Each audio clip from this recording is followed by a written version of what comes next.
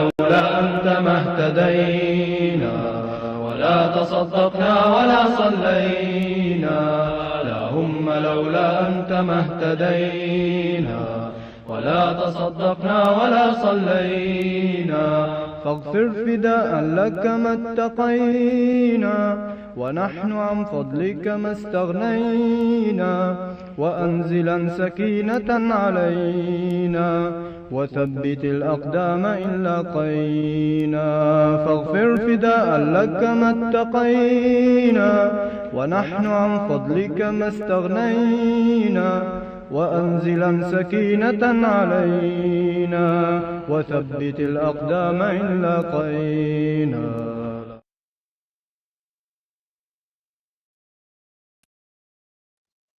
Peace, everyone. This isn't an episode of The Reasoning, but this is rather a live stream that we had that we just decided to put on because the escalation in Iran. And, this morning when I decided to put it on, the tensions weren't nearly as bad as they currently are. And it's like the United States just completely martyred a global leader. And this is like, I'm in shock, to be honest, because I thought it was just rumor circulation. I heard his daughter had died, and unfortunately, his granddaughter had died. This is unprecedented, and I'm very excited that I have my comrade Rakeem here. But it's also like this is an odd have like the first time you're on something Iansá related for a live stream, but this I'm gonna let Rakeem introduce him. Familiar with Doniven. Oh yeah, peace, peace. Can everybody hear me? But I am Yeah, Rakeem, host of Wazadome TV. Okay, cool. I'm Rakeem, host of Wazadome TV. I'm also one of the co-hosts on Black Power Media Rise Up International Morning Show, and also Algorithms of the Empire with Dr. Myron Clay Gilmore. And so yeah, I was I mean, when I woke up this morning, obviously, and I got online and I saw the news, you know, I was kind of shocked that it had things had popped off, like, you know what I mean, just all of a sudden. I mean, we kind of expected this right. to happen eventually. All things kind of led to this, but even still, when it happens, and then you see, these clips of uh, cities being destroyed and people dying, it's still nothing still kind of prepares you for that, right? And so yeah, as we've been seeing over the course of the whole day, it has continued to escalate and escalate and escalate. And, now their supreme leader has been martyred, right? And so, obviously, there's a lot to get into. I appreciate, both you guys adding me to the stream tonight, and I look forward to the conversation. Yeah, and I was gonna say, Donovan, do you have any? I had a question for Rakeem, but I was gonna say, Donovan, is there anything else you want to say before we Mhm. started? I can just talk about how I literally found this out at like 3 in the morning. I'm hanging out with friends Yeah, on Mm. Friday night. We're having fun and stuff like that. See, and the thing is that the moments like these always like happen when you're having fun or when your mind is completely out of the loop. My friends and I, we come back, we're chilling. You know what I'm saying? I pull up my phone, and that is the first thing I see. Maybe like 45 minutes after it posted, they said, "Oh, the U.S. and Israel just bombed Iran." I'm like, already. I'm like seeing this before I go to bed. I wake up the next day and everybody's talking about it. It's like 10 in the morning. They're giving out updates. This is around the time they confirmed the body count to be from like 51 like plus kids at yeah, elementary school, which is interesting considering like the whole campaign to protect women in Iran was a big thing for the past month or so, and now just flip that entire conversation on its head and just destroy an entire like population of girls. killed over 51 people, injured I think at least 60 people. So I don't know what else to say other than this is just an empire being desperate to maintain whatever control it has on the globe. We're watching it in real. We're watching the end of an empire in real time. And I think another thing that's interesting to me is we're also watching fall of like fall, but like Iran, like one of the last bands of like fighting against like the Zionist entity and like sticking up for Palestine. You know, like there's other countries like Lebanon has tried. A few of those countries have tried. They don't have the manpower that Iran has. So for Iran's leader to be attacked when they were like one of the main people fighting Israel, it's like, dang, the Palestinian people don't really have an ally that's like an equivalent to an Iran at this time. So another is insane to me. Like when it was countries involved, and then this morning we kept hearing about Kuwait, now Qatar is involved, now Iraq is involved. The whole region just lit up, and I think Hmm. that's crazy. But for Rakeem, I was gonna ask you um, because I mean the Iraq War. I don't remember the Iraq War, but I remember hearing about what it was like when.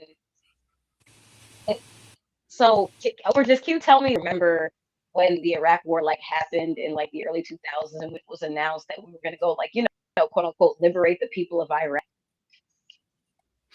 Yeah, yeah. I mean, it was the same type of thing, but due to the fact that social media wasn't a thing as it is now, we a lot of times uh, we were at the whims of corporate media, right? And so you would get a lot of your information from corporate media. Don't get me wrong. Obviously, revolutionary outlets were there, but you weren't necessarily getting that type of analysis in real time. And so, but yeah, I mean, it's same type of vibe, man. This is nothing new. This is the same playbook that America runs. You know, they're an imperialist nation that uh, whenever they uh, whenever they see a nation that possibly has reserves that they want that don't lay down for them, they're gonna pull this kind of thing and frame it as freeing the people from an oppressive tyrant, an oppressive dictator. They need regime change. And also, like, who's about to make a lot of money from this? Like when it came with Iraq and all of that kind of thing, like Halliburton, right? They enriched themselves like to the tunes of billions of dollars. Now I think the things is monetarily from this we can start looking at different military tech, all types of things, right? And then as you can see, you have people that uh, the Iranian diaspora that have been, I guess, cheering on this type of thing. uh, you'll be able to see them you'll see through them the pacification part of this effort next, right? Let's give them some reforms, let's give them some things and make them uh remove any type of revolutionary spirit that the people have, right? And just concentrate on, hey, uh, reforms, things for the women and children, things to make life better materially, you know what I'm saying? But to Right? remove that revolutionary spirit, and that's what I think we'll begin to see next. And I apologize if there's a delay. It looks like I'm having some.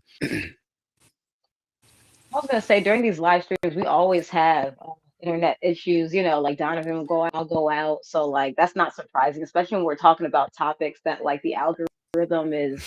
They're like, we don't want you talking about. We don't want like people talking about Iran or anything else going on. So, but Yeah. what I wanted to do was so the number that is listed initially, it's not working for some reason.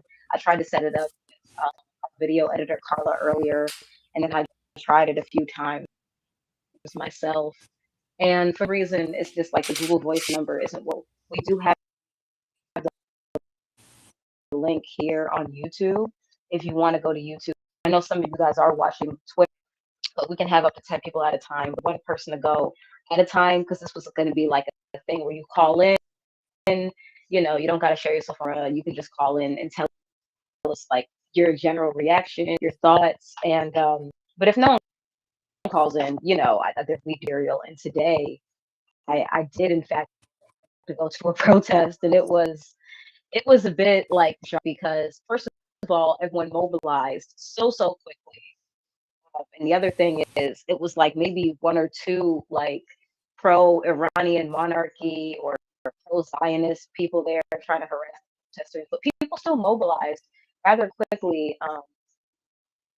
And to be honest, I think more just in awe that like people were, it was like a regular Saturday for folks, but we were like in front of some of the buildings where like they had these weapon manufacturers talking, you know, hands off Iran. So day and then like to come here on here.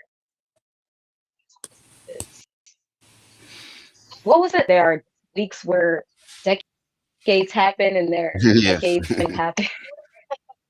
It feels like one of And this is a week where those. a decade is happening for sure. And like, and one of the things that you kind of mentioned, you know, you asked me about Iraq back in the day, but that's one of the things is like whenever I woke up and saw that this happened, right?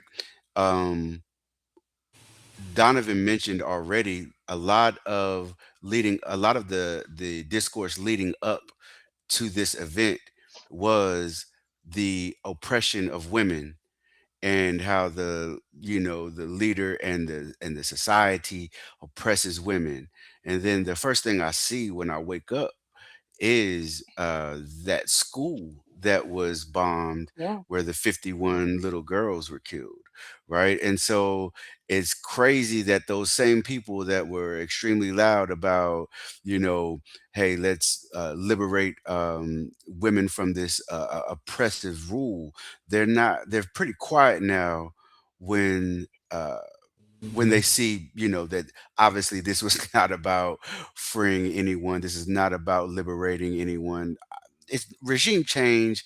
And I even hate to use that word because that's their word, that's their term, but it's never about the benefit of the people. I don't understand why anybody in 2026 could even believe that that's what that is, right? Like we just right. witnessed Maduro get kidnapped by America, right? We just witnessed that. We just witnessed Rubio right after that threatened warfare in Cuba.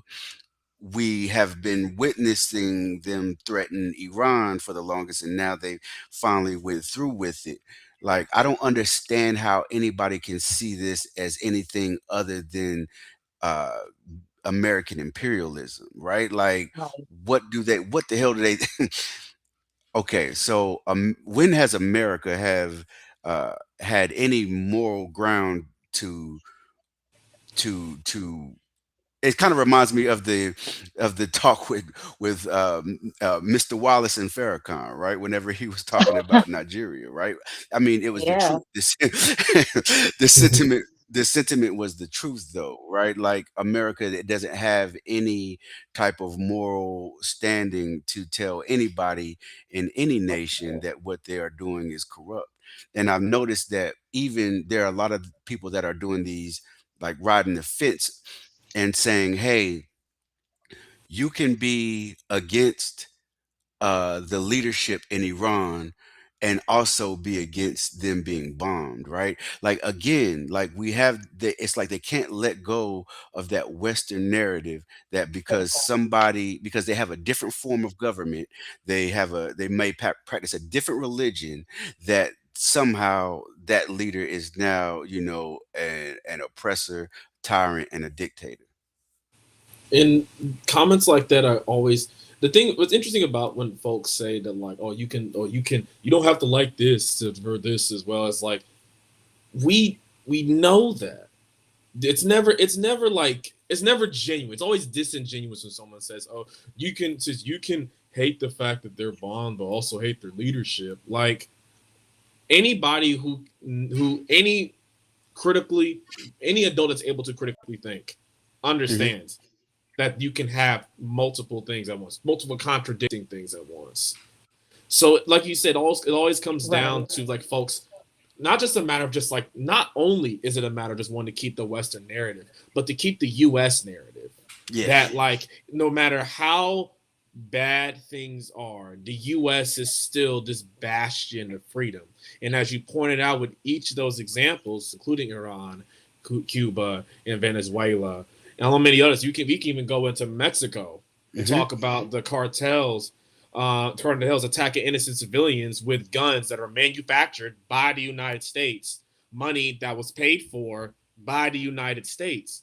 It all comes Hmm. back to folks just you can't, they just can't let go of the U.S. The inevitability of the empire's fall. We're about to hit 250 years. I think, is it 250 years this year that we're about to hit, or like we're getting close to 250 or something along those lines. Like we're entering that breaking point where an empire starts to dissolve on itself, and they're scared. They know it's. That's why they're so desperate to try to rule the global south with a forget an iron Mm. fist. This is just a steel glove at this point, because they know that their time is running out. Trump knows his time is running out. Yet Netanyahu knows his time is running out, because he wouldn't have to do any of this sort of thing if he didn't already know that they already lost the narrative war. The whole says the vast majority of the globe is for a free Palestine. So Yeah. now he's just got to make sure by Right. force that a Palestine ceases to exist. Problem is all the folks that used to support him or just didn't know any better were too scared to engage the conversation. It's changed now. The younger generation Hmm. supports a free, liberated Palestine. The generation the right before us supports a free Palestine. It was so much so that it cost Kamala Harris the election Yeah. the last few, Right. yeah, Donovan, almost a few I'm years glad ago. So I'm glad you mentioned that because I keep seeing people make the comment as if this is some partisan issue that's only, this only happened because Donald Trump is in office, as if the Democrats are like this anti-war party that and it's so interesting because Gavin Newsom himself, before it was reported that um the Supreme Leader was martyred, right? Uh, Gavin Newsom was, calling him a corrupt and repressive Right. regime and how they can never have nuclear weapons. And if you notice, all the Democrats that are that came out, especially before it was reported that he was martyred, they weren't saying, um, hey, this is wrong. They're saying, hey, why didn't this go through Congress first? Right? The same Right. way when Maduro was kidnapped, they didn't say it was wrong. They said you just didn't follow the rules in doing so. Right. And so at the end of the day, they still support these actions. They just don't like the way this administration went through with it, right? He's not really asking anybody's permission to do the same thing that they've always done. But at the end of the day, nobody is really coming out and condemning the actions, um, as far as Maduro being kidnapped, Venezuelans having a right to, have a, I hate to use the word democracy, but Venezuelans have a right to elect their own leaders, and obviously Iran has a right to be the sovereign nation that they are, right?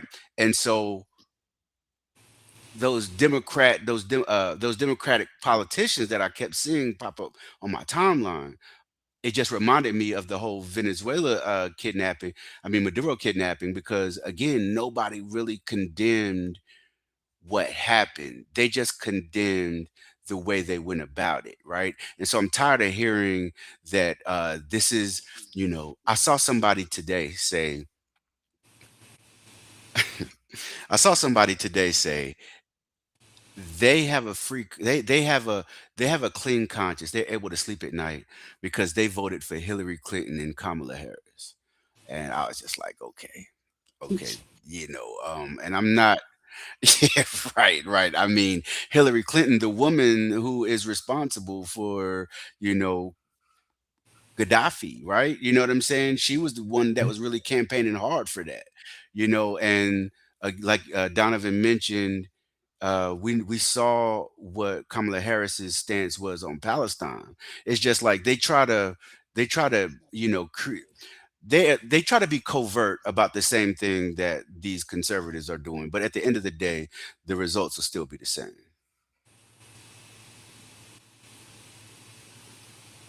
I was gonna say, mind you, like Kamala also stated that one of her primary goals when going into office was to make sure that the United States had the most was the biggest military power. I think she like said that or something along those lines verbatim during one of her Hmm. campaign speeches and stuff like that. So she's always been honest with her intentions that she wants to maintain this neoliberal globe in this capitalist society. She's not like she wasn't trying to be there. She wanted to be there for symbolic progress. The Right. same things would have happened with Kamala. Y'all would have just been okay with it. This is the thing, because it's a black person doing it. It's a black woman, an Asian woman, a woman of color. Like because she fills in those boxes, those categories. Like she checks off all the boxes, so you're a little less not offended, but concerned with the Hmm. aftermath of what could happen because clearly Kamala Harris hasn't taken care of. Clearly, this black woman hasn't taken care of. They did the same thing with Obama, and look what happened with Obama. He bombed more people, bombed some of his own people, Hmm. more so than any other president that came before him, during, and after. Like he said, like Right. that's what they want.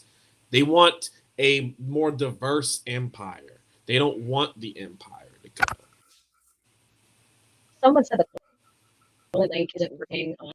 Um, I put it back in the chat again. I'm not sure why it's not because I just tried to Are they using the restream? the restream link in the yeah. You're absolutely right, Donovan. It's like this whole idea that I, so whenever they say it's this whole representation matters thing, right? Like that they're stuck on. It's like I don't care what I I don't care that this is an empire that is founded on the genocide of indigenous people and enslavement of Africans. It'll show progress as long as I can lead it, right? Like at the end of the day, um, we are looking at, and you mentioned like we're coming on 250 years, right?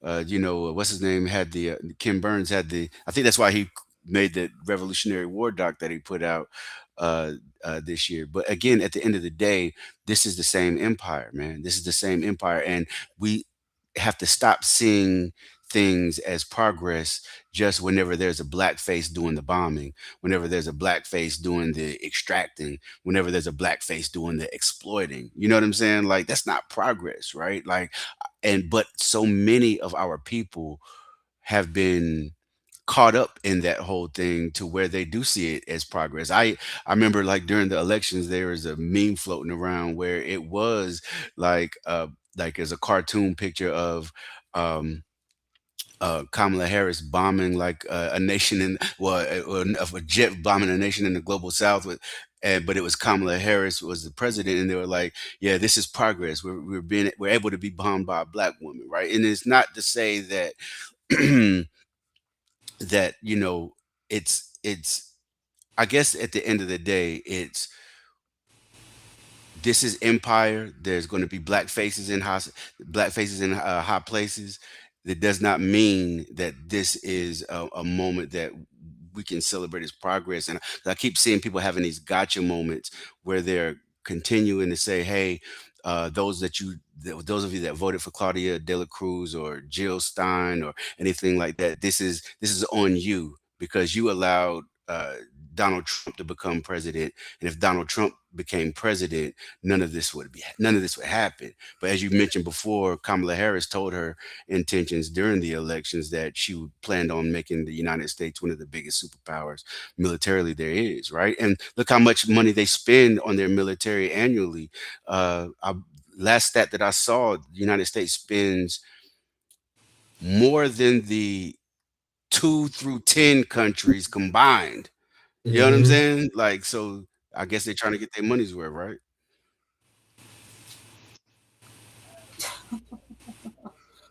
But yeah, I don't know if anyone. I guess I'm not sure if the restream link isn't working, or because I felt like it's been a whole thing using the headphones and setting up it.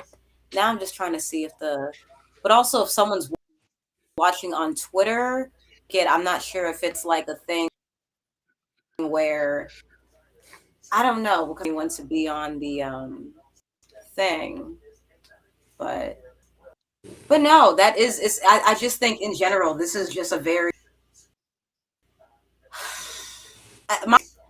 I think the retaliation aspect is jarring because on both sides you just have like people who they didn't decide none of this.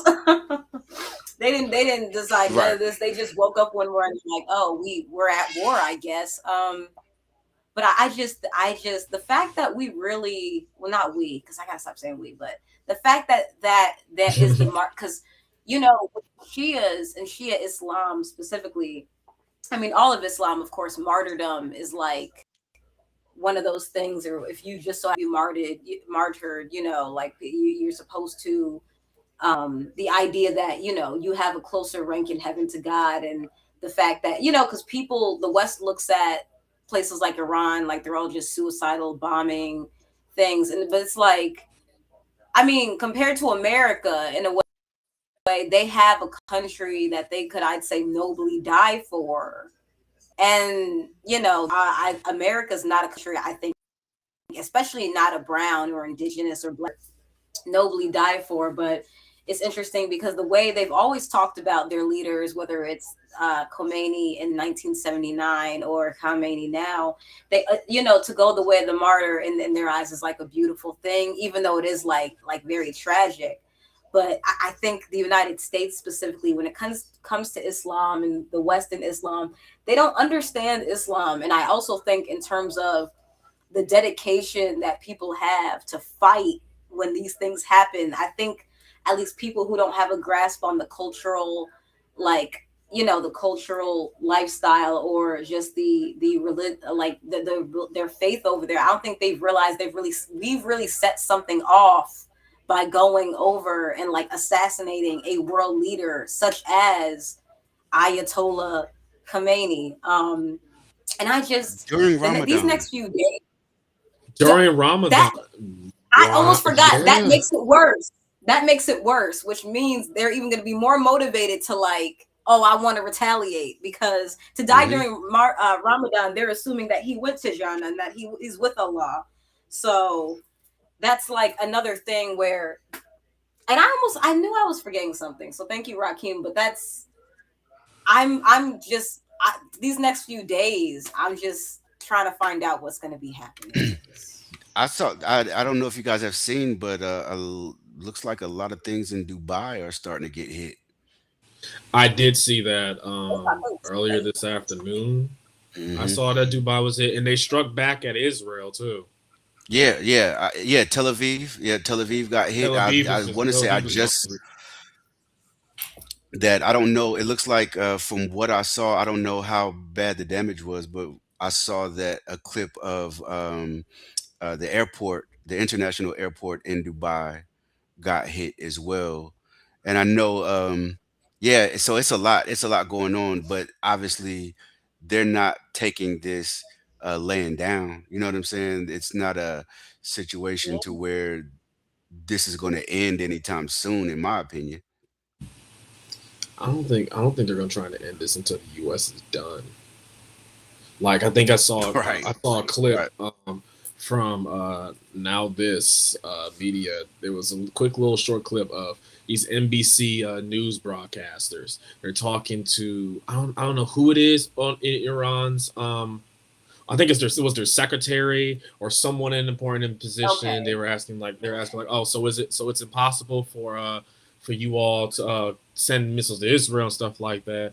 And he's like, well, yeah, obviously, like that is like that's impossible. And they're basically, and then they ask like, oh, so why are you attacking the military bases in the Middle East then? Why are you retaliating back in the Middle East? And he's like, what do you mean? We're defending ourselves. Right. Like, what do you Right. you just expect us to just take this lying down? Like, no, we're defending ourselves. We're defending the people of Iran. And it's like the caucasity of it all to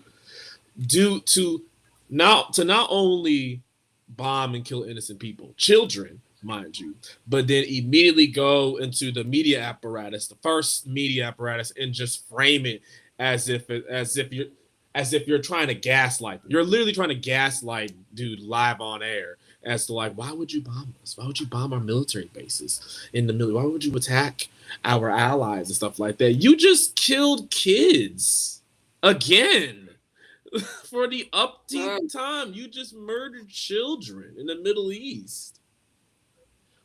It would be weird of them not to. And the fact that the numbers got higher. It did. I want to say, go ahead, finish. Go ahead. No, I was just going to say those numbers are not the accuracy of those numbers. Just always, understand that they're going to spin those numbers to make America look like it's I'm not going to say, because in this case they can't not look like the aggressor, right? But they're going to spin those numbers to make things look. Yeah. What did I just do? Oh, Okay, wow! I don't know. My stuff was good. Just looking at some of the comments. Step out and come back in. By And way I of think some- mine This just is froze up a actually little bit. cool, though. This is actually kind of cool. Western white capitalism. Yeah, by way of Trump and Western what predictions on next imperialist Yeah. intervention by way of Trump and Western white capitalism. Oh, okay. Like the next It was country. The next country? That's what I'm guessing they're asking, like the next country or the next thing that's going to happen. Man, I mean, we have like the. Go ahead. I was gonna say, like, I'm thinking like Iran is the quote unquote Middle East, and then Venezuela is, Latin America. The only next, I mean, we already Cuba. got Nigeria. I was thinking about Cuba, or I was also thinking about like the Sahel in Africa, because like who can say Trump is like they're a bunch of terrorists. Yeah. And it's like not even in the sense of like, to make it clear for folks, we're not trying to make this into like a game or anything like that, too. Right. At all. But like however, the logical sense of it all would be to like get every region in the global south. The Sahel states would be the next primary target. Mind you, like they're like nationalizing. I think they're gold. I think lithium. They just developed their own electric cars for the first time. And then they recently, this past week, just met up with Ghana. So now they're creating a relationship with Ghana now. Who I'm not sure if Ghana was a U.S. ally, or they're still a U.S. ally, or they're starting to like wean away from it. But when you have what makes it so crucial, because Ghana has one of the is going to have potentially one of the strongest economies. Have the Sahel states becoming allies with them potentially. That's not going to be good news for the West, obviously. I would be surprised if the Sahel states went to talk to Nigeria too, or anything like that. I'm surprised I haven't heard anything with them in Kenya, having their with the recent arresting of the head of their Communist Party. Oh my gosh. Free Booker. Free Comrade Booker, by the way. Free Booker. I was gonna say Sometime earlier this month. I put This looks like he just tweet. I mean, it's not him who tweeted this. Ayatollah Khomeini. He just tweet. It just. Oh, I saw that. But you know, it's crazy. I think a couple of weeks ago it was Marco Rubio who was at the that Munich security conference who gave a speech in front of all of those world leaders. They were talking about pretty much the need for the West to start colonizing the global South again, and he got like a standing ovation and all that. So we know what they're up to. We know what they want to do. You know what I'm saying? I think people I think people need to wise up and realize that like these are the times we're in. And right now we may be used to them masking things with a little bit more diplomacy, but all of that's out the window. Like they're letting us know exactly what they want to do. I was gonna Right. say, would they Okay. So allow my us to mom. play the Rubio speech? I I would don't say if we know. play it on I Twitter, think we might be. That's what I'm thinking too. I don't think we could just pull it up on YouTube right straight again. I gotta yeah. Yeah, because that speech I is was gonna say crazy. Rakeem, you know something? You try to find it. Oh no! For a second, I thought you said you had it, but Oh no, no, I thought I did. I was but nah. Let me look some.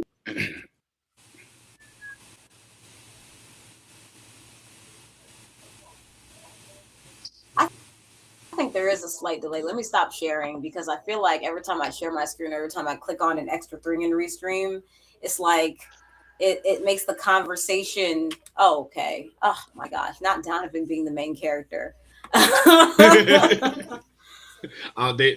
They're remembering my face, so they know who to target. So sure, Man. hey, I'm like, I'm not gonna do that. At least let me graduate. Let me graduate first. Let me go through that. Let me get that diploma and be like, all right, do it. At least. I'm playing. But nah, but this is like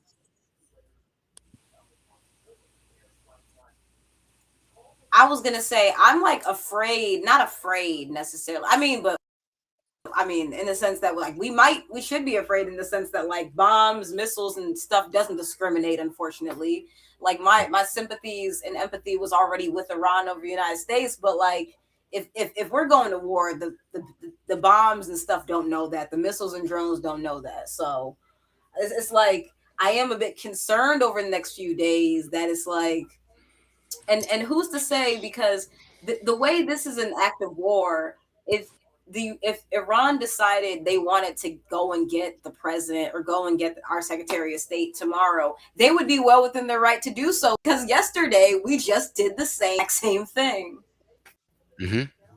You know, that's the thing though, like only only America or predominantly white nations are have the right to defend themselves, right? Anytime we see black or brown nations, you know, come under attack, they're villainized for defending themselves, and it's so strange how people even go along with it, how it actually becomes part of mainstream narrative, how it becomes part of the public discourse, how it is framed in media. You know, like the whole question, like with Palestine, what is the thing that they always ask? Do you support Hamas? You know what I mean? Or you know, uh, and that's their thing, right? Because it's you're not allowed to defend yourself against Western Right. violence whenever you're black or brown. It's just that's just like a unwritten rule for them, right? And it's just amazing how people can, you know, easily eat that up. But one of the other things that has struck me as well is like just seeing Americans on my timeline and how nonchalant they seem to be about the deaths oh of my all god. of these. It's like, wow, Children. right, Children. right. You know the crazy thing is too, they were also nonchalant when October 7th happened. Yep, yep. Yep. Yeah, when aftermath of October, since October 7th, Oh, they've been geez. nonchalant Mhm. because these are the same people who are still eating McDonald's, Yep. They're still they're still shopping at Walmart. They're still Right. supporting all these corporations that are actively funding, they're actually helping contribute to genocide. But I know we just had someone Right. just come on in. I want them to Yeah, speak. I was gonna say, what's good, comrade? What? Yeah, I think comrade Leroy. Thanks for calling in. What are your thoughts on everything that's just going on right now? We're just reacting in real time. Yeah. Hello? Can y'all hear me? Yeah, we hear you. Yes. Uh, um, it's just basic American imperialism as it's been doing ever for 1776, being America, Right. And what really does get me is that a lot of these people telling vote, vote, vote, boycott and boycott's good, but vote, protest. But we live in the fucking imperial court. We have more guns than our fucking people here. Niggas whine about vote, vote, vote. We gonna vote Democrat. Think they? You think you even gonna have a chance about like the midterm elections, let alone the 2028 elections? Like, Right. listen, it's like Always just one more election I with used to, Democrats. And a whole lot yeah, could happen between now and then There too. might You not know what be a I'm saying? 2028 election. yeah. If it ain't, it don't become a sham. Yeah, but Right. it's like I used I used to really fucking hate when like people non United States citizens used to call people living in the United States are fucking dumb as shit. Especially like the Euro Americans. Yeah.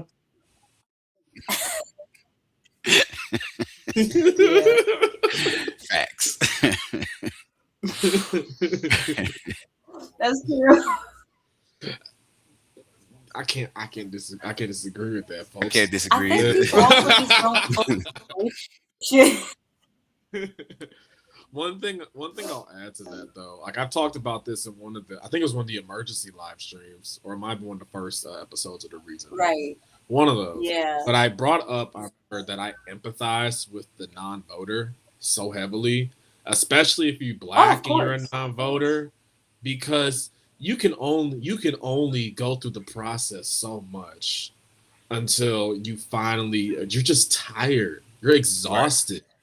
You putting your hopes on into these politicians who are supposed to be seemingly progressive, and they just go back on just about everything they say. They go back on just about everything. They capitulate to the corporations and to the weapons manufacturers that Rakeem, you talked about.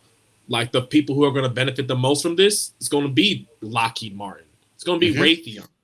Yep. And the crazy thing is too, Yeah. they're gonna come by to all these campuses on career day, and they're gonna have a field day with Yep. motherfuckers. They're Yep. gonna get so many students to Yeah. just sign up for a little internship, get a job at Lockheed and Boeing. Gonna come to Hmm. these campuses acting like no blood's on their hands, stuff like Right. that. Probably Right. gonna be guarded to the upteenth by some sort of security. ICE is gonna show up just with the sheet in hand That for too. folks to sign up in, and you see all this, you deal with this for 4 years, and then they just want you to vote for a candidate that ain't no different than the last Democratic candidate they have. If anything, they might be more conservative. Yeah, it seems like first off, how how long can you expect black people to continue to vote for the lesser of two evils, right? Like this whole idea of voting for the lesser of two evils is so asinine anyway, because it's if we have identified this candidate as being evil, identified this as like Right. what's the point, right? Like it's I think at the end of the day, they're saying it could be worse, right? It could be worse if there's a Donald Trump in office. The status quo is not good, though. Status quo is not what we want. We don't want a system where there's so much injustice, a system that bombs nations indiscriminately, a system that polices black people like an internal colony, Hmm. a system that you know is predicated on the extraction and exploitation of our resources and our labor. We don't want that kind of system, but one party will hold both parties hold up the status quo. One more, one just one is nicer about it. You know what I'm saying? And I think we got to the point Right. where we we just liked the kindness instead of what we're seeing now. But at the end of the day, it's always the same result. And I think right now it seems to, you know, I hope people are waking up to that idea, right? But just from Right. seeing and having conversation and having real discourse with people, I don't know if y'all, I'm pretty sure y'all have peeped too, but people that get their news from Fox News, MSNBC, CNN, they have like the worst understanding of what's really happening because these are the ones Oh that are yeah. saying, I don't, I don't like the fact that Iran got bombed, but uh, the supreme leader was a dictator, right? These are the ones that'll say shit like that. You know what I'm saying? Right. And what are y'all thoughts on this? I'm gonna ask y'all, what are y'all thoughts on? I know we've been on the timeline and we've been seeing a lot of different conflicting reports about things. What do you think about the dangers of like misinformation being spread, Mm. purposely during a time like this? Let's let Maryam, me you can take go down there first. before we Oh, go. oh, Okay. go ahead. Oh, Um. never mind. Hold on. We got Well, I was gonna say, I was gonna say, let's go to our Abu. Let's go to our guest, the person who just joined. Thanks for calling in. Peace, peace. Yeah, all right, thanks for having me. Uh, Yeah. so I'm looking crazy as hell right now, so I'm not coming on the camera. But just to talk about what you guys just said, um, people really underestimate the power of spreading misinformation during times like this. Uh, Hmm. Psychological warfare is a very real thing. There's a reason that the powers that be have hijacked social media and basically create all these real looking people, regular looking people to spread their propaganda.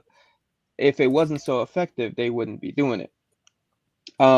It's obvious it's very dangerous. Spreading misinformation is very dangerous. Like right now with the Khamenei, they were saying that he's been dead all day. No, I didn't know. I didn't say anything until I saw it confirmed from sources that can actually, tell me if he was killed or not. And that's the same thing with Yahya Sinwar or with Nasrallah or with any of these other people when people were claiming that they were killed. The enemy tries to uh, lie or spread misinformation or spread chaos and panic, and there's countries, states that have fully collapsed because of false information that has been spread in early stages in the chaos of this kind of war. And that's why now you kind of have to be mentally prepared for when something pops off. You got to be ready for the enemy's lies to spread. So the danger of the misinformation is that it could really make the difference between a victory and a defeat. And if you feel mentally defeated in a situation and your morale goes low, uh, that could be you could lose because of that. Like your fighters are going out in the battlefield thinking we already lost. So that's why it's even something before you even step into any kind of conflict with people like this, you have to be prepared for the trickery and you have to be prepared for the games and you have to be prepared for what to release to the public in an intelligent way and the timing of when you release it because the commander of the Qassam raids was killed in July 2024. We didn't hear about it until January 2025, and there was a reason for this because the fighters on the ground had to keep their morale up. They couldn't, and if they never even told us, we wouldn't have even known because the operations were still happening just like they were beforehand. So yeah, it's just I mean just look at when we talk about when things are happening with ICE here in Turtle Island. Immediately it's just all this misinformation. The Department of Homeland Security immediately goes out and starts lying about everything when they just let out that blind man at Tim Hortons, they went out and lied about it. First thing, here, oh well, let's spread the facts first, okay, guys, Right. let's spread the facts. That's how they love saying it, because if you can get a handle of the narrative, you can get a handle of the majority of the public's the way they move about it, and you could Mhm. get a handle on the anger right away and put a cap on it. So that's why we have to be diligent about not just like the fighters aren't just the most important thing. It's also the journalists and the independent journalists and people who are spreading the truth still, and people who make sure that they're doing their research and they're not just taking every blue check Twitter account, every grifter at face value and just spreading what they're saying, you know. So yeah, so that's my 2 cents on that. Most definitely, yeah. Because I'm glad you mentioned that too, Thank because I you. definitely see a Thank you, sir. grifter is going to use any type of anything that hits the news cycle as part of their grift, right? And even if it seems to align with your own politics, doesn't mean that there's still not a grift at play somewhere. You know what I'm saying? So I think it's definitely important for us to, be diligent and understand, you know, vet these sources, right? And because I've just kind of been scrolling the timeline when uh just throughout the show to see if anything is breaking. People are saying shit like Netanyahu got murked. Like, come on, you know what I'm saying? Like, it's not. Oh, man, But don't these get are me boot. excited. Yeah, Like, exactly no. right. But these are See, like you mentioned. you would know that was the case. You would know that was the case. I would look outside and there'd be some white folks with tiki torches up. Exactly, It's gonna be exactly. Charlottesville all over again. That's when I'll know. But yeah, I definitely think it's important for us to stay diligent with the information that we share. Because a lot of these blue checks out are just talking some bullshit right now. Right. And I did see that someone tried to call the number, like the Google. I'm excited that people actually really do want to like call in and talk. Right now the phone number is not working. So if you do want to call in, that restream link, restream is the place to, if anyone wants to come in and give their or their opinion on what's going on in Iran. You know what with Iansá, when I go through and I see the different countries read from, one of them did say Israel, but I remember I was talking to Dan, I was like, well, that might just be occupied Palestine, and it might be a Palestinian person who really messes with Iansá, which I hope. But I was gonna say it would be crazy if we get like someone from the region or Lebanon or one of these countries. But I know there's a crazy time difference. I think a lot of stuff is very very interesting. What's good, comrade? What's going on? Peace, peace. Yeah, how y'all doing? I mean, I know you on Twitter, Maryam. Like Abu Kittens. That's my name. We in that Yeah. group chat together. Okay. Yeah. But yeah. That's Right. yeah.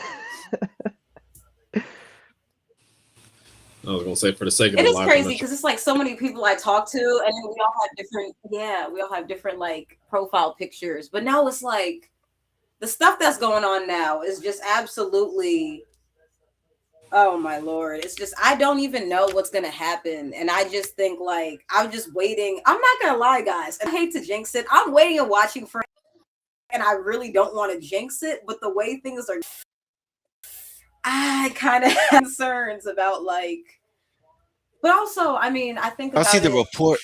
all the Oh, I mean, let me cut you off. But I was going to say, did y'all see the report? I don't know how true it is that Netanyahu got on a plane and dipped out like hours ago. No, he did. Yeah, He did. Yeah, because really. that's his Oh, coward, man. Such a yeah, coward. he's in Germany right now. Yeah, Yeah. Fitting. yeah, exactly, right. Fitting. The irony in that shit, right? The only more obvious he's places he could have flew to was either DC or well, he can't fly to DC because technically speaking, he could be arrested. But then again, it's like, who gonna arrest him in this freaking empire? Either DC or like Argentina. If he had flew to Yeah, Argentina, I'd have been like, oh, it's even more obvious now. No, his I was plane thinking tried the to go to same thing. That's where Cyprus. all the Nazi was.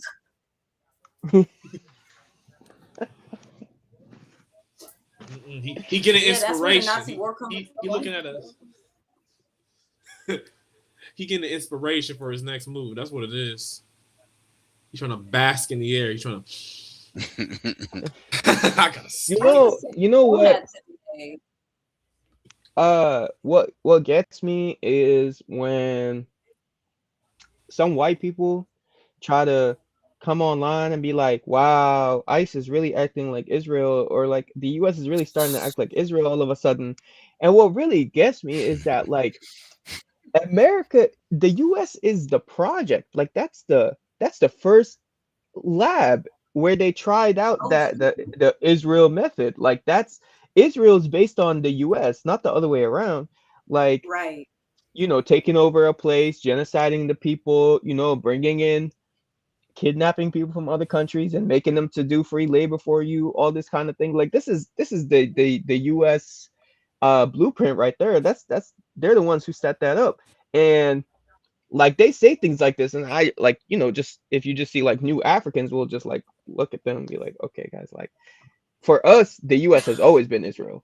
I hope you Mm, guys understand this. Like right. it's always been Israel for right, us. It's always been the idea for us. If like I was looking at tweets in the morning that were like wait until you guys find out about the NYPD pulling us into black vans in the Bronx and in Brooklyn when we were younger and like interrogating us as soon as you turn like 13 or 14 years old. Like this is Mm, bro, they got checkpoints in the Bronx and in Harlem. They had NYPD checkpoints. They got five for every five people there's one officer, all that kind of thing that you find in the West Bank. That's something that it's been happening in black cities forever, like in black areas of big cities.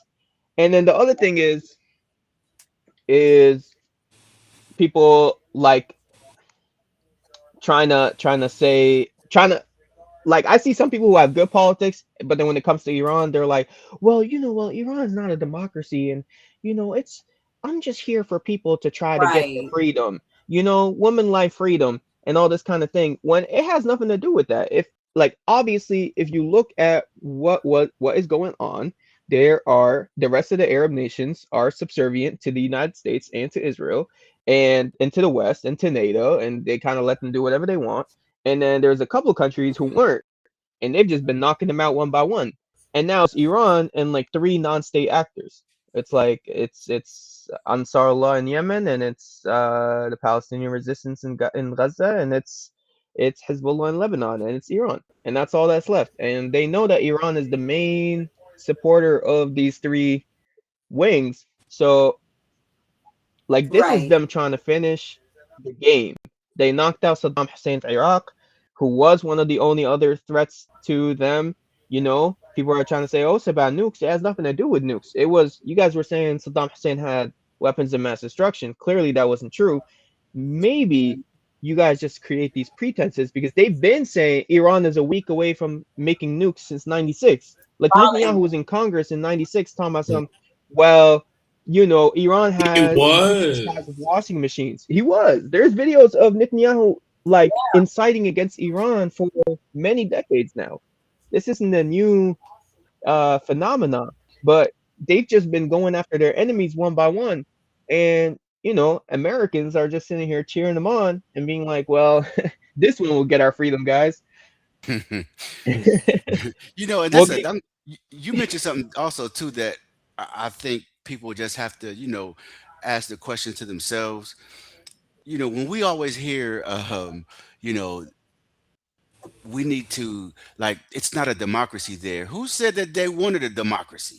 Who said that democracy is what the end goal is? I saw a Right. revolution on the African continent talking the other day, and he was like, man, to us, when you say democracy, it's just a cover for more Western imperialism. In a lot of ways, this is the way they install democracies. Mm-hmm. They'll bomb the shit out of the nation, martyr the leader, and then they'll come and install this quote unquote liberal democracy. Puppet So leader. whenever we say, hey, democracy is the best way, where did we get that from? Who said that? And why do we accept that as true? You know what I mean? And Americans don't really ask those type of questions at large. You know what I'm saying?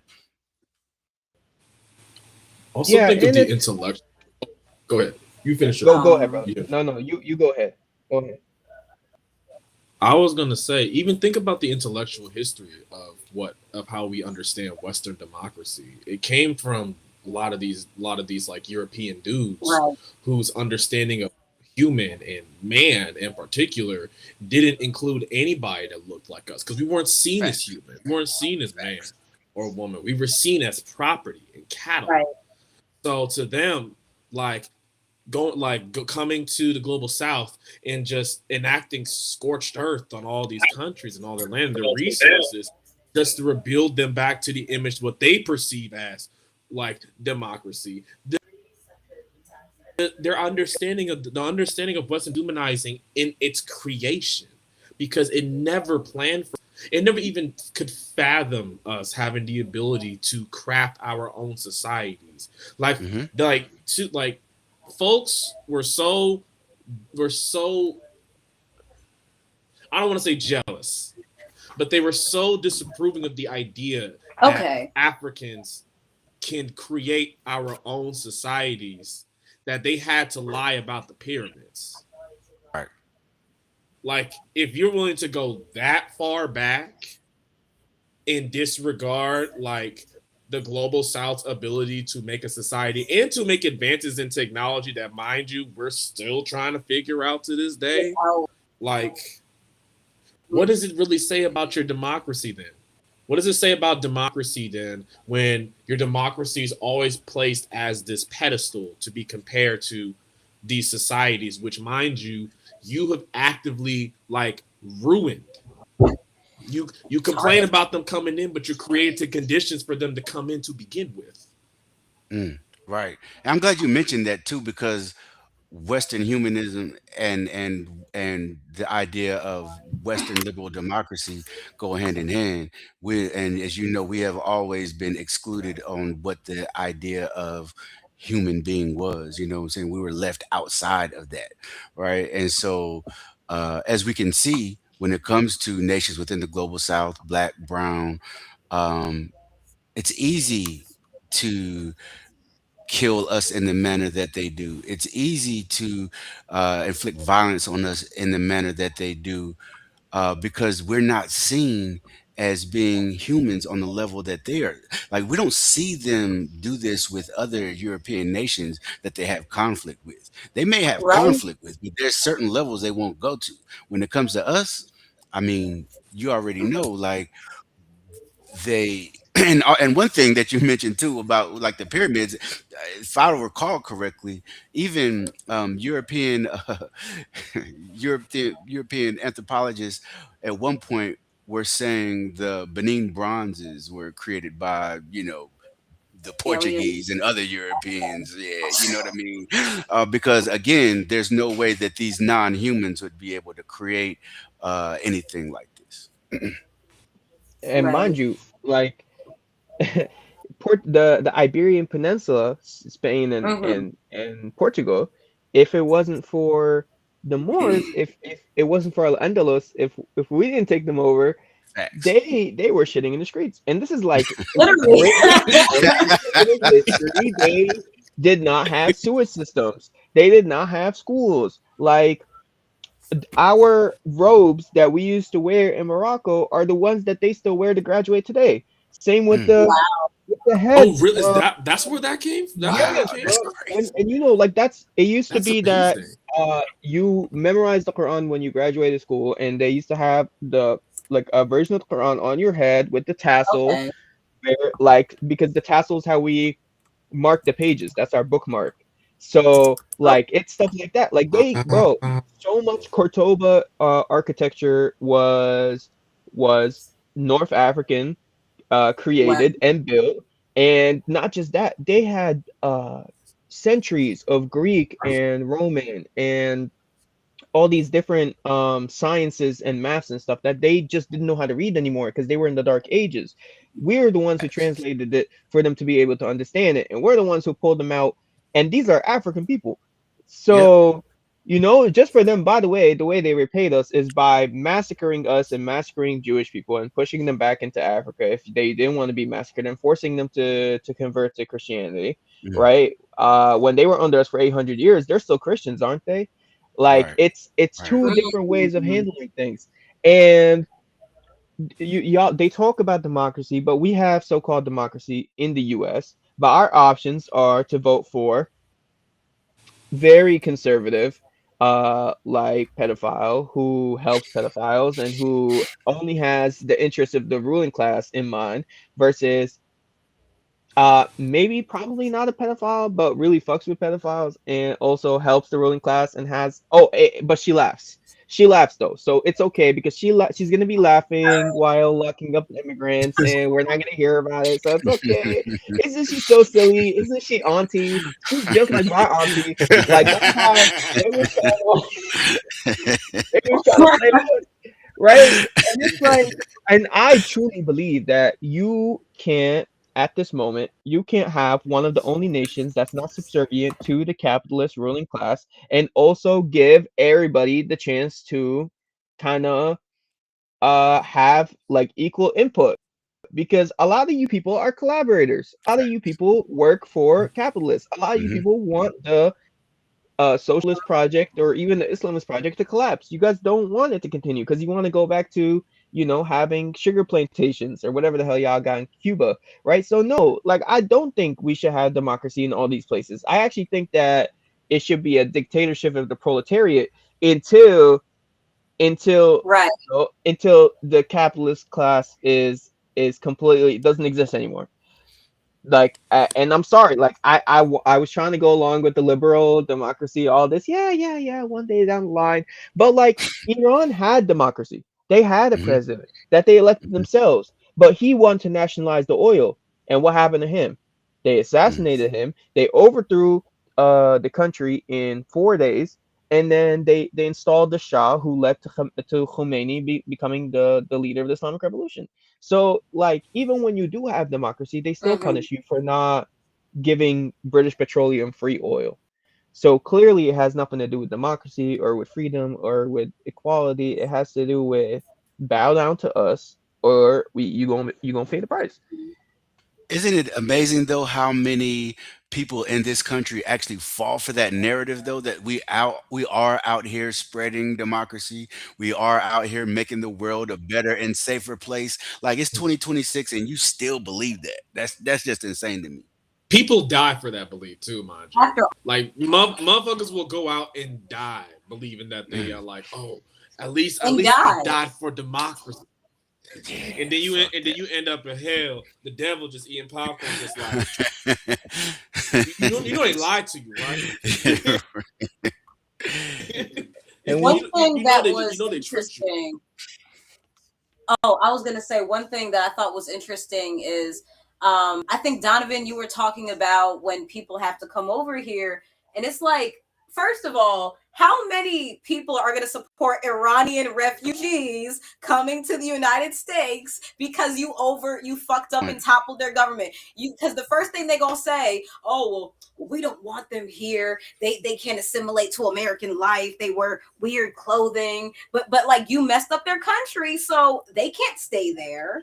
But it's like so you But and I know these due to what we Republicans, did, due to what they did, they will automatically be labeled terrorists, right? Like right, even as before, you know, they w- they would do the same thing in maybe different ways, but this, like with knowing with what they just did, they would be labeled terrorists right off the bat.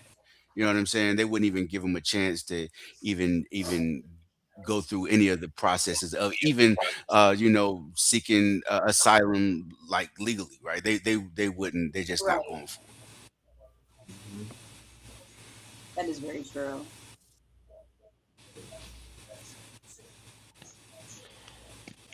yeah, it's just that, you know, they first of all, I always with the when we were talking about misinformation, I always like to think about how social media actually caught them off guard. They actually didn't expect it to be what it was, and it actually did end up leading to many a revolution in Right. the what we call the Arab Spring in 2011 to 2014, where many democracies were toppled by Arabs and by North Africans, and they were then. And this was because social media was something that they did not expect to be a tool that like where you could actually talk to each other and actually figure stuff out. So it actually started becoming a threat. So Right. that's when you see stuff like where they flood it with all this nonsense and all this stuff that actually is actually counter-revolutionary or distraction, or where they push social media back to become something to make you a consumer again. Like it used to be just people talking to each other, and all of a sudden Wendy's got a personality, and McDonald's got a personality, and all these corporations got personalities. And then when they started noticing, they started using it for counter-revolutionary things as well. When they started seeing things like, if you guys remember, 2016 to like 2023, there was a huge push for Pan-Africanism, and this is from new Africans to Right. diaspora in the Caribbean to African people in the motherland. And this was something that started becoming a real thing. Like I started seeing a lot of new African people again, like a revival of the type of ideologies were around from the 60s to the 80s mainly. Of there's no difference between me and a brother in the motherland or a sister in the motherland or a sibling in the motherland, because at the end of the day we all got the same enemies, and we all fighting anti-blackness and occupation and colonization and enslavement in all those different forms that we still see today, with the 13th Amendment and everything, the uh like the prison industrial complex and everything like that. Right. But then they start using, all these feds to start implanting other ideas. Actually, no, actually tethers or whatever the fuck, FBAs. You start seeing this unnatural movement pop up where they're like, no, actually, we should be angry at African immigrants or Caribbean immigrants. They're not like us. They actually Right. trying to infiltrate our country and trying to take away from our jobs. And it's the same nonsense that white folks fell for when it comes to, well, the real enemy isn't the CEO of United Healthcare. It's actually fucking Pedro, who's like working Right. at a strawberry farm in California. He's fucking up Mm. the economy, not us. And this is like a strategy that's used all around the world. Like Egypt, their economy is shit. It's terrible. Their president is a dictator. It's just not a good situation. But instead of being like, okay, well, we're working on the economy and we're gonna try to make this better for all the Egyptian people, they start saying, no, it's actually all the Sudanese refugees who are coming here Mm. who are getting government benefits. There is no government benefits for Sudanese Wow. refugees. This is BS. And actually starting to cause anti-black racial violence against the Sudanese people. So it's always, and if you just look at um like the Nazis' rise and Hitler's rise and the propaganda that they were using at the time was, well, actually, it's not the German state or it's not the capitalists who are the problem, because they had a real communist problem. They had the big movement that was rising at the time was the communist movement and the socialist movement. And so they started saying, no, actually, it's not the capitalists who are the issue. It's actually the Jews who are the issue. They're the ones who are, stealing your money and putting you in debt and causing all this and causing all that. So it's always like deflect and put the blame on another group and to have you guys fight each other. Obviously, this is like basic analysis, but it's just crazy to see the cycle, the pattern being fallen for over and over and over by so many different groups, because once people actually understand that the enemy isn't the Jewish billionaires or the Christian billionaires or whatever, it's the people in power. And this isn't to say, I'm not a class reductionist. I'm not the type of person to say, well, once we get rid of the capitalists, racism will be gone or whatever, or the patriarchy will be gone. No, that's just not true. But Right. at the end of the day, the real threat to them is the working class, uniting together and fighting against the people who are, actually ruining our lives. Now, if white leftists would like to make this easier by stopping the bullshit and actually like falling in line, you know, uh, we Yeah. could maybe be doing something here. But they love just downplaying black leftist struggles more than actually, fighting against capitalists. So maybe one day we'll get there. But yeah, that's my observation. They got That Absolutely. is very true. they got to get over their fear of the hood first. Shit. Right? Man, I was gonna say I just that's funny you even brought that up. I was just meeting my friends last night. Just before we head out, we were talking about similar stuff. I brought up freaking James Brown. I was talking about how James Brown was the Jay-Z of the '60s and '70s, honestly, basically. And ooh, the white leftist dude came in. He was like, I was eavesdropping, and I remember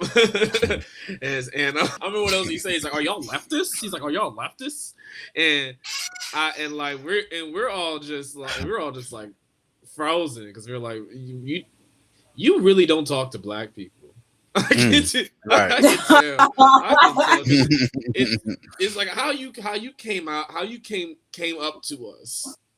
Hmm. Like it screams that you don't organize in these areas. Right. You don't go to like the low income areas or the projects and nothing like that. You don't talk to those people. Like you the type of motherfucker to get scared when you see a motherfucker on the bus stop. They Hmm. minding their business. I'm seeing you on the other side of the little stop. I'm like, dog, come on, let's just chill. But no, like I think another thing it's about Iran finish. though is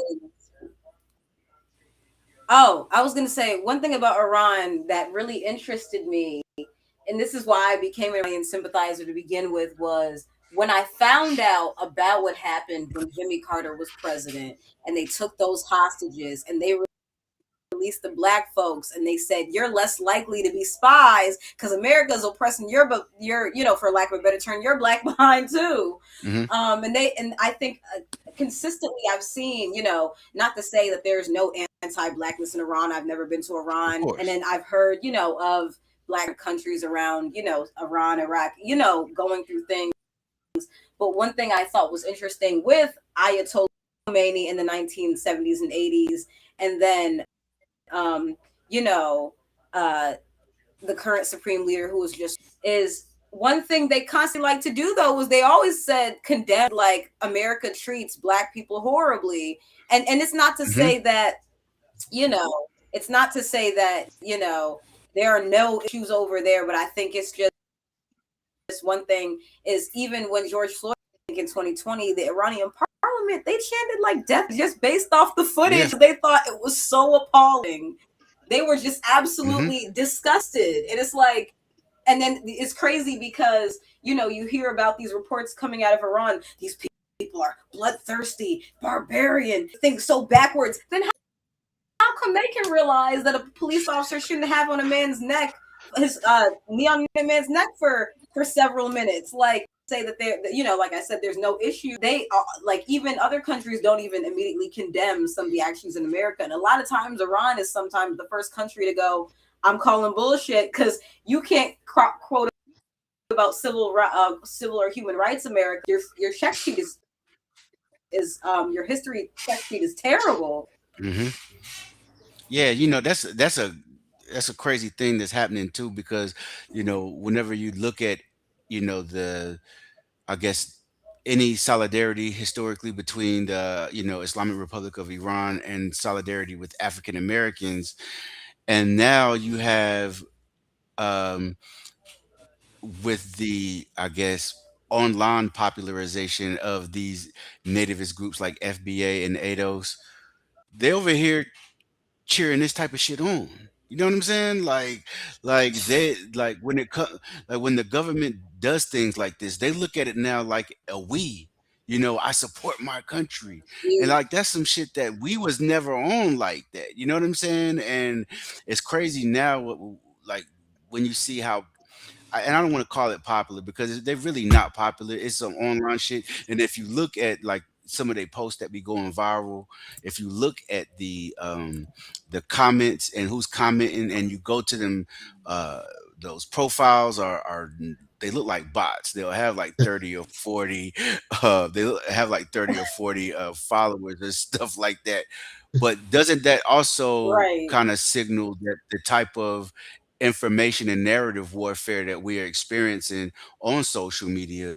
Uh, Elon knows that there's a right. bot problem, but I mean, he absolutely knows that they can control whatever narrative they would like to control by using these bots. And again, it's kind of like a counterinsurgency tool in order to like comrade mentioned, you have these growing pan-Africanist movements, moments that Right. happen on social media, these different you remember, like, even with when George Floyd was murdered, there were Palestinians that were tweeting African Mhm. Americans during their protest, just telling them how to, duck tear gas and things of that nature.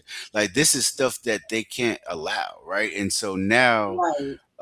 I don't think it's any coincidence that whenever you get on social media, you can't really tell who's human and who's a bot at this point. 'Cause- Yeah, and Are you they talking about? they Nah, sorry. Vince, you All right, talked yet. you've been cut off twice now, so I'm a I'm gonna let you. Nah, Nah, it's a we. delay. We all got a delay right now. Yeah, we Nah, all got a delay right now. nah. So it's all Yeah. good. I do want you to talk. He brings some really cool points. Nah, keep I talking. was just gonna say, um, couple things real quick just to respond to that. Number one is actually after that happened, 2020, that happened 2020, 2021. Yeah, Hassan was walking home from a speech of his, commander of Hamas in Gaza, and he flagged down a Vice reporter who he recognized as a Right. Vice reporter. And he gave her a sit down interview, and in that he said the same racism that is killing Palestinians with the rockets and the bombs, is the same racism that killed George Floyd, like that. And he gave like it was like a 12-minute interview. He gave like a cool 4 of those 12 minutes just to talk about George Floyd Mhm. and anti-black racism, and how that violence is like it's the same imperial violence that goes around to the Palestinian people. And that's not to equate anti-blackness with like anti-Palestinian racism, but that's to Mhm. say that the resistance leaders recognize this this violence internally and domestically, even though a lot of Americans, if you were to ask them what's going on in that part of the world, they wouldn't be able to tell you. But a lot of people in that part of the world see these things and know that they recognize, because it's the same IDF tactic that's called death hold, which is the knee to on the back of the neck. Is you can find over a dozen pictures of IDF soldiers doing that to Palestinian protesters, the same Mhm. exact method. And since 2001, there you have every major police department in the United States um training with the IDF, either going to Tel Aviv, or you have IDF soldiers coming here and actually training them on how to and how to end uprising. And what's crazy is it's literally not even just the IDF where it starts, but you have actually the black and tans who were the British, the English, um Yeah.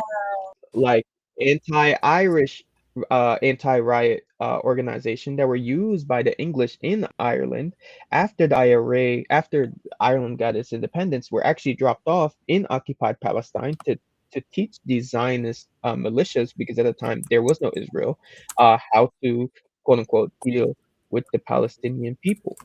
Now that's for one thing. For another thing is that I remember October 11th, 2023. There was that leaked video from one of the major Israeli American organizations. They were having like a emergency panel to talk about how they were gonna deal Okay. with the propaganda and everything. In after October 7th, and the lady says, I know you guys have seen this video that was like, well, the biggest problem that we have in the United States is the young black American Yes, activists and yes. organizers. Like, she's like the biggest anti-Israel crowd. The biggest issue Yeah. that we face is like, black people are actually about that shit. Like, they actually, white people could say things, but at the end of the day, who's really causing the issue, and who's actually doing the research, and who's actually in the streets doing stuff? It's probably a black person over a white person, if we're gonna keep it a buck. Don't come for me, y'all. But so then you have two different groups. You have the FBAs saying, well, the Arabs are anti-black and they're all racist and they all hate black people, so that's why we shouldn't support them. And actually, they're trying to get us to trick us so we can vote for Trump, because the Arabs want Trump. That's why. It has nothing to do with with Palestine or genocide or anything. And then you had the Democrats, the DNC influencers, all those nasty, nasty, nasty ass people. If you remember when Kamala was running, who were saying the most disgusting things, Right. especially when Trump started bombing Gaza again in January after he won, they were saying uh like who's speaking now or some shit like that, like on Yeah, I Twitter, saw or that. who's starving now or Uh, something like that. It's like it was a strategy. Like they were using black influencers to try to defang the Black Palestinian solidarity movement. I just found that interesting, to be Right. honest.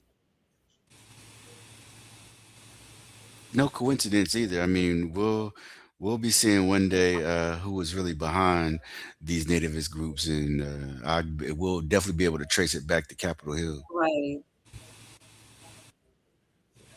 I think the one thing that the U.S. have, because mind you, like you're saying, like real, like many of us, we inspire them. They take what we have a step further, and then we go back to them to see how are we able to take this a step further. Like not just in 2020, but it was in 2014 when the BLM movement first happened in Ferguson. Like they were doing the exact same thing. Palestinians were doing the exact same thing. Just like, hey, we see Right. what y'all doing. We support you. Here's what you need to look out for. Smoke is tear gas. They're going to do this thing to you. They're going to have these rubber bullets, but they're not going to shoot them on the ground. They're going to shoot them directly at you. Here's what you need to do. Here's medical supplies, so on and so forth. Even you can even go as far as back, kind of going back to What I earlier in the learned that conversation people how rubber about bullets the. were. I'm not finished. No, you go ahead. You go ahead. I was gonna say when I learned about like how dangerous rubber bullets were, rubber bullets aren't even that much different. Regular bullets. No, I remember in 2020 when the protests were first happening, or when they're just really started to like burgeon into an international movement. I'm seeing videos of folks getting like shot in the eye with a rubber bullet in Minneapolis. Like I'm seeing photos of folks like eyebrow just split in half. I'm like scrolling online, um, and I'm seeing all of this literal like blood and gore from things that are supposedly supposed to be harmless, mind you. But folks are actually like being injured. They have to be sent to the hospital. You're getting concussed. Someone might have gotten knocked out by something like. And mind you, they're going at it peacefully. They're going at it peacefully now. And so it's just like the state being actively repressive because they know what they just did. Because they know that wasn't just us in the United States within the imperial core, but everybody was fed up by it, and you saw the response that happened afterwards. Like those rubber bullets turned into cop cities in a few years. Like the people who created Cop City, they have the Gilly, I think it's the Gilly program, it's like the Georgia International Law Enforcement something. Right. Uh, there's another word in there. I can't think of it at the moment. But the same cops that go in are going to be trained in Cop City in Atlanta and across the country. They're going to Israel to learn some of these tactics. Like to kind of go back to even earlier points, you talked about how Iran were like highlighting the contradictions within the U.S. That bloody rap sheet that we had, that not we, but the U.S. empire has. The USSR was doing the Yeah. same thing. Right. They was trying to make us like, oh, USSR, it's soulless, it's authoritarian communist society, and the USSR was like, yeah, but y'all lynch black people though. Facts. Y'all actively lynch people. Y'all remember the Red Exactly. Summer? We do. That was crazy. You know, Like one thing y'all, too, you kind of made me real. I mean, just sparked the thought. But whenever they, whenever they do these things and they quote unquote install these liberal democracies, the nation is always worse off than it was before. Whenever they had a so-called dictator, I mean, look at Libya and other places, right? Like, Mhm. we see what happens, but I just it's when have they ever been successful in quote unquote like lifting these nations up that they say that they are, you know, doing this, because again, it's always framed as some humanitarian effort, right? So where's the proof of that? Right. Well, come on, guys. To be fair to the United States, there was no ISIS before they went into Iraq, and now there's ISIS. So I think Right. we're There making wasn't some an Al right. Qaeda either until they went to the Middle East. Right. Shoot. Also, I fuck with Man. the And you Jolly Roger, you that know straw what's hat a Jolly Roger. Thank you. I also have a wait. Hold up. I got the straw hat. ooh. Oh Oh my man, gosh. let's go. Wait. You don't like Straw it? You hat. love more. I You'd got be this. since I got this. you'd With be the hard where'd pressed it to go? find you'd be hard pressed The to find a straw One hat Piece with fan. the Oh, that's with the sick. headband on. Oh, That's shoot, sick. that's real. Oh yeah, that's Also, fine. I was gonna ask to anyone watching, if I went to a protest today and had a harrowing experience. It was So did kind of I. crazy. Donovan went to a protest, but his experience was very much different than mine. I was gonna say, Donovan, if you wanted to just talk about, because you're in DC, I'm in Philly, so that's where we went to the protest. I just wanted to, if you wanted to share what it was like today. So one of the obvious things I noticed with the protest was the contradictions amongst why everybody was there. There were obviously the anti-imperialists there. Obviously, shout out to the Black Alliance for Peace, no compromise, no retreat. Shout out to y'all who were there as well, and everyone in the citywide alliance as well. But there were also, it was interesting because you'll have us, you'll have like your BAPs, you'll have your Anakbayans and all these anti-imperialist groups, your Diaspora Palente collectives, and then you'll have like folks coming in with full-on American flags, and they're just marching. I saw a dude in full 1776 gear, mind you, talking about full-fledged. He had that colonial hat on and everything.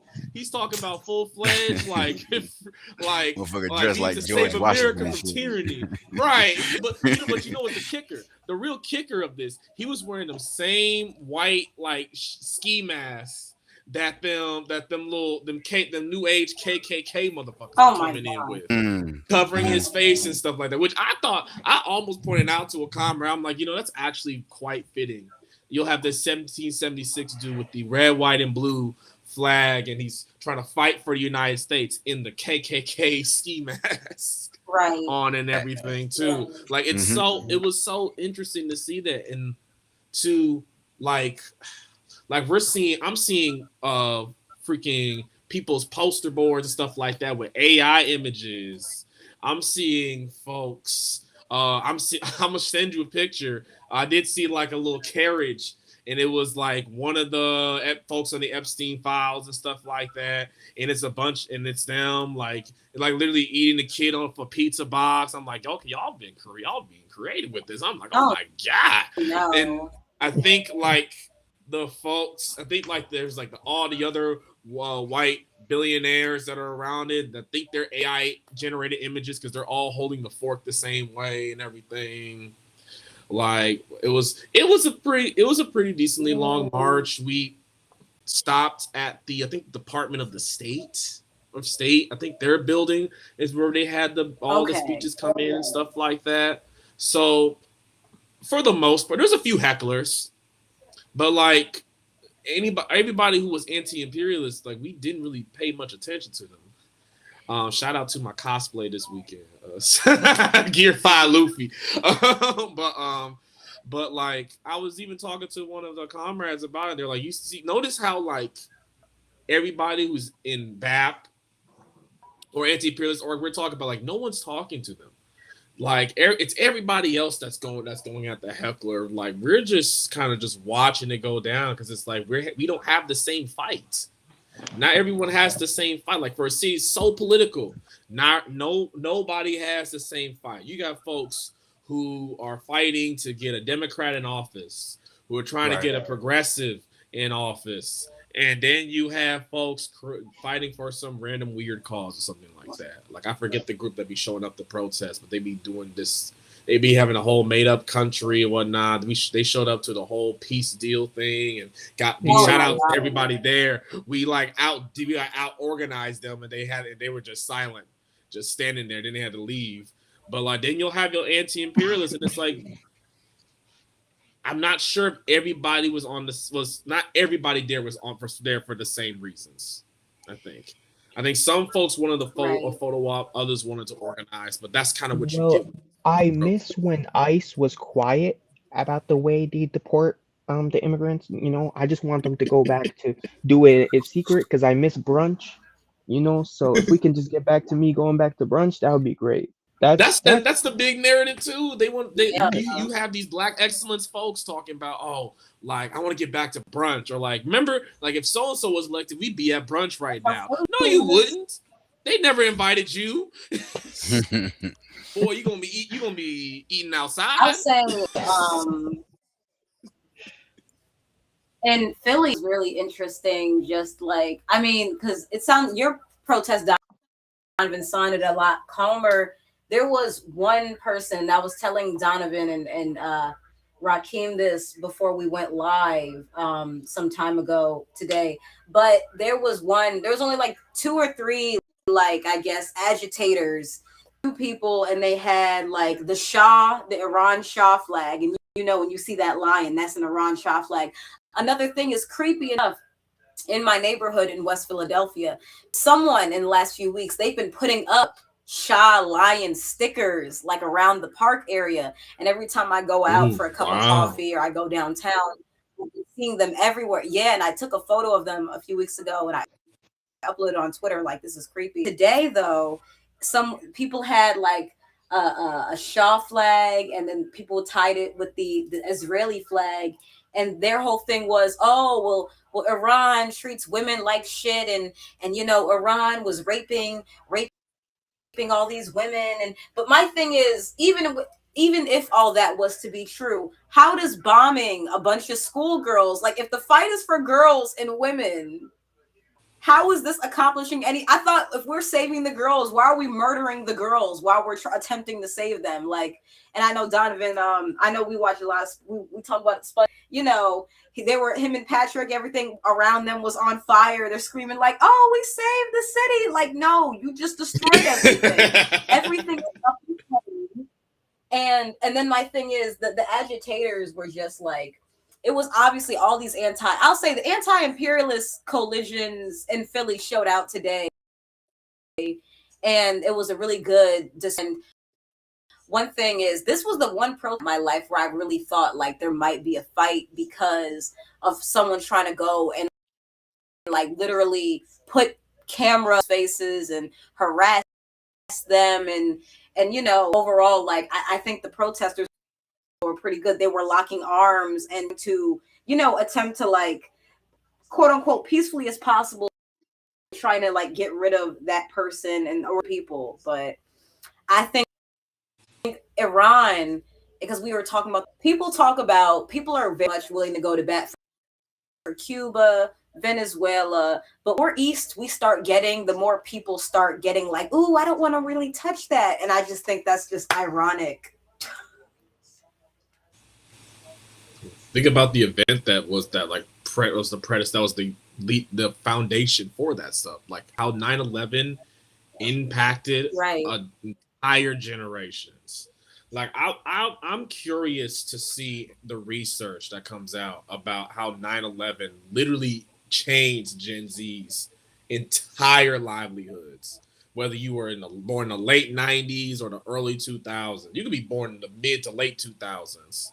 And because of 9/11, your world changed. Your world's changing. Now they're implementing the surveillance states. that's when ICE, I want to say that's around the time that ICE is born to mitigate into surveil like folks, so like quote unquote non-US, like non-Americans, quote unquote non-US That's when citizens, ICE was born. white Yeah, it people. didn't exist Right. before Yeah. that. Yeah.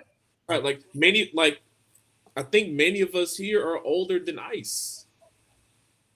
I want to say, because what year was ICE founded, like officially? I think it was like 2003 or 4 or something like that. Yeah. Then I'm old. I'm older If I'm than not Ice. mistaken. Then. Yeah, like I've been around longer than Ice has been around. It's a pretty young concept. Like not a concept in the sense of like a Gestapo, because we all know Gestapos have existed for a while. We're an eternal colony, but Ice specifically is so young. But people like to treat. They like to treat Ice as if it's like separate from anything else, like as if Ice isn't the result of us, like like being the reason for a 9/11, and so to try to make up for the bullshit that we did to cause the event, we created Ice to make it to try to clean off our hands, to like get a clean slate on us. I feel like we didn't do nothing. Yeah. Nah, that's real. And I think sometimes we give a little bit too much credit to uh, the geopolitical analysis of most of the majority of Americans. They don't even think that much about the shit like that. You know what I'm saying? Like, I mean, as Right. serious as this is to us, there are so many people that are just totally oblivious to all of this shit that's happening, right? You know what I'm saying? Because it's harder for some of these people to feel any type of empathy for people who are so far away. You know what I'm saying? It's a terrible thing, but it's like I see it, because if that wasn't the case, then shit would be more popping right now. You know what I'm saying? But instead, you have people that are just happy to go along with the status quo. But with that said, y'all, I'm gonna have to dip out. I got something I have to do.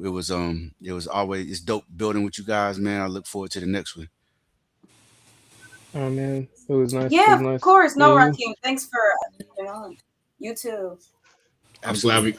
I'm glad I got the call. We got the help. We got the co-host with you. Yeah, But I got to absolutely, talk to you. man. We got to do it again. Yeah, for sure. Yeah, nice. Yeah. Yeah, definitely nice meeting you, bro. You too. All right, y'all. All Thank you, right. brother. Peace. Peace. Please. Well, I was gonna say, I was gonna say, I know Rakeem.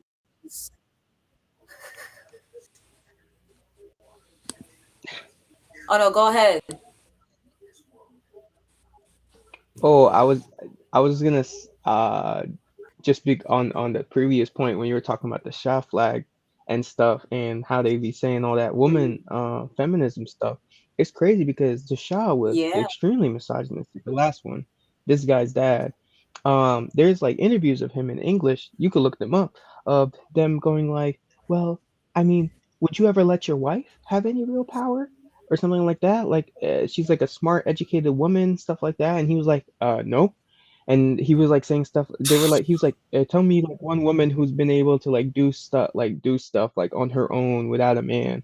And they were like, oh, like Marie Curie and stuff like that. And he was like, well, like he was like dancing around in circles. He was like disrespecting his wife on live TV, bro. He was talking about how all types of like women can never like have power, or they can never like make these kind of decisions, or how they're like emotional. Like he was a very misogynistic guy, bro. Like he passed a lot of misogynistic laws, and he was just not a good dude, like at all. Like there's like multiple clips you could look up of him being misogynistic in English. And they act like he's gonna be like this. He himself was anti-Semitic, and I mean anti-Semitic for real. I don't mean the new definition that's dropped today. I mean like he was actually like genuinely just a bigot. Um, and he was who the U.S. had put in the place of democracy. Like they placed him there. Like that royal family had fallen before, and they're the ones who took down democracy and then put him right back in his place. And they're trying to do right now with his son. Right. So I just think it's it's ironic, for one thing. Absolutely. I was gonna say, isn't it crazy how they claim that after the USSR ended, it was the end of history, but it seems like history is constantly repeating itself. Absolutely. Like everything is just like a full 360-degree, like we're just repeating this over and go over, going in cycles. Yeah. Yeah, and it's I you was gonna could say I literally see like don't know. Oh, there is a delay on this thing. I was gonna say if I know and Abu, I don't know how long you're gonna be on, but I was gonna say anyone, if you guys still, we'll probably wrap up soon. But if anyone wants to click the link and share their opinions on Iran in the next few minutes, you're more than welcome to do so. And then plus on Twitter, I know it says here look, we only have a few people watching on YouTube, but on Twitter right now we have over 300 people watching. So shout out Twitter for Yeah. yeah. No, shout out to Twitter for coming in clutch. Yeah. This has been a crazy, just like I wouldn't even. Well, I mean, now it's about to be in a few 24 hours, but like this is a crazy less than a day. Like when I saw that he passed away, I said, "There's no going back. There's no going." Like you said, on Ramadan of all days too. Like spiritually, the clock is That's ticking not for good. the Empire. Like it's the year of the fire horse. The Panthers were created during the fire. I always tell folks, I'm like, if this like spiritually, like this was the landscape that created the Black Panther Party. I'm like, if that's the landscape we're heading into, who's to know what's going to happen other than the Empire's end, obviously. And then and for Shia people, Shia Muslims, that sect of Islam, for them martyrs are it's Big deal. they take it a lot more like they've been since their founding, they were founded literally on fighting and on being warriors. At first it was against the Umayyad Muslim Empire and until this point. And they whenever they lose a leader, they don't take that as a morale deficiency. They take that as motivation and as anger and as fire and as uh, the highest honor for somebody, a commander in a Shia group, is to fall on the battlefield as a martyr. So they are not going to take this laying down. Like they are going to turn this into more urgency and more like now not only is their nation's sovereignty on the line, but somebody who a lot of these people consider as a father, a role model, an uncle. Yeah, exactly. Yeah. So like it's like think about he's been ruling Iran since 89, I believe, since 1989. Like people That's grew a long all time. most of the generation has grew up under Sayyid Ali Khamenei. People are going to die behind him. Like they're more than willing to. And yeah, they think that this is a victory. The enemy thinks that all these assassinations are victories, but they have not learned from the last 2 years that does not do anything except for strengthen the spirit of the people that they're fighting, and how the people actually intensify their attacks in the name of the martyr who fell. So yeah, so definitely it's going to be a very tense couple of days that are coming, and I don't think that Iran is going to be Yeah. the only people that are going to be involved by the end of this week. I think that Ansar Allah is definitely going to jump Yeah. in. I don't know if Hezbollah has recovered militarily at this point to be able to face Israel.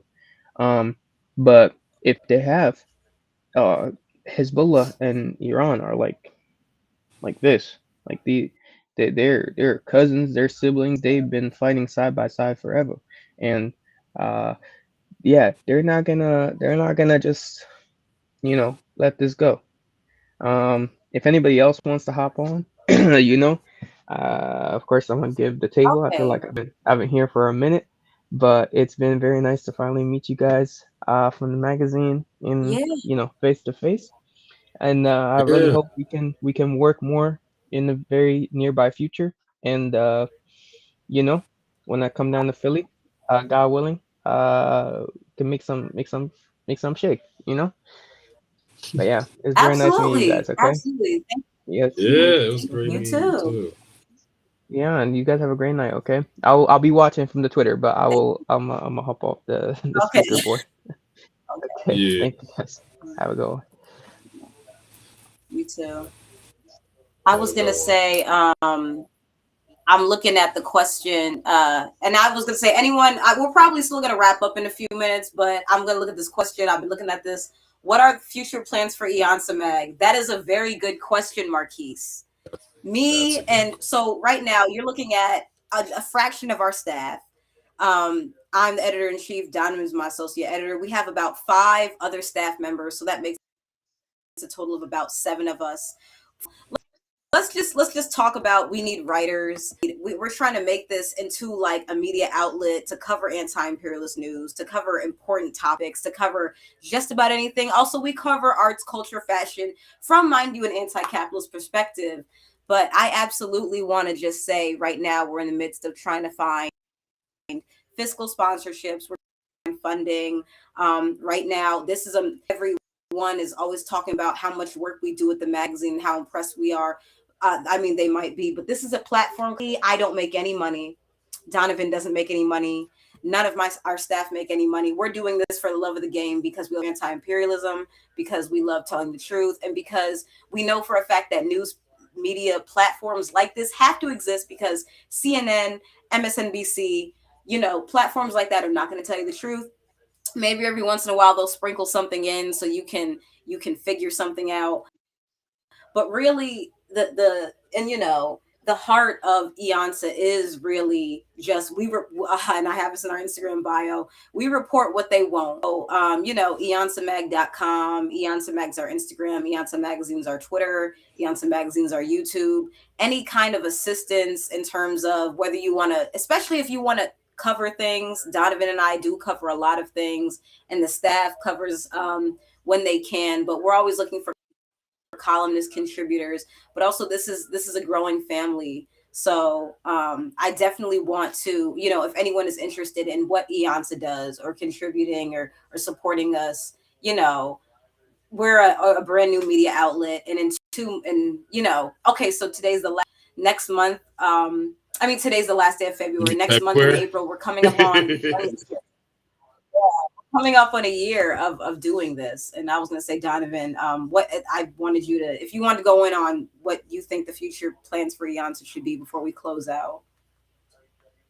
Yeah, I mean, you tied on most of them. Obviously, like, we're trying to get more folks to work on staff, not just writers too. I also helped create a post where we talked about getting movement journalists. Like, Maryam and I had to like do the stuff ourselves, literally for the love of the game. So like, if stuff like this, Right. if y'all are enjoying this and you want to be a part of these type of things, you have experience in movement journalism, or folks that do, where you can do it on the ground work, please let us know. If you love just writing from an anti-imperialist lens, we're looking for folks who can do music reviews and stuff like that too. Like, if you just love writing pop culture stuff from anti-imperialist and anti-capitalist lenses, or you just like working for anti-imperialist media, or you want to be in that process, let us know.